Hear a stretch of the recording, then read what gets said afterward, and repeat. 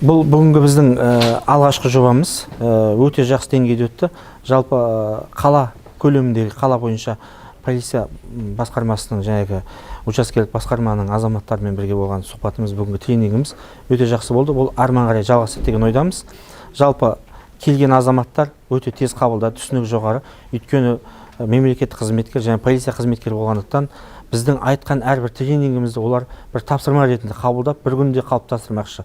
Бұл идея бір күнде қалыптаспайды, бір күнде халықты түзету оңай емес. Сондықтан ол бара-бара ақырын-ақырын іске асатын дүние.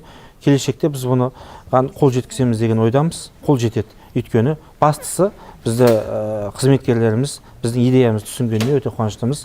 Және біз бұл жолда меморандум жасастық. Жалпы ішкі саясат департаментімен, білім бөлім басшыларымен, тағы да жеке меншік жаңағы біздің Сенмен болашақ сияқты жеке кәсіподақ одақтарымен бірге біз меморандум жасастық. Енді осы меморандум арқылы біз ары қарай көмектесеміз, бірге жұмыс істейміз деген ниетіміз бар. Данный тренинг, я считаю, что он очень необходим для взаимодействия, в частности, нашего кризисного центра и уполномоченных органов, поэтому для выработки алгоритма действий со стороны участковых, с нашей стороны, со стороны образования, со стороны здравоохранения. Поэтому я очень благодарна за приглашение, и я считаю, что это очень нужный, востребованный тренинг. Механизм работы, где дает сигнал.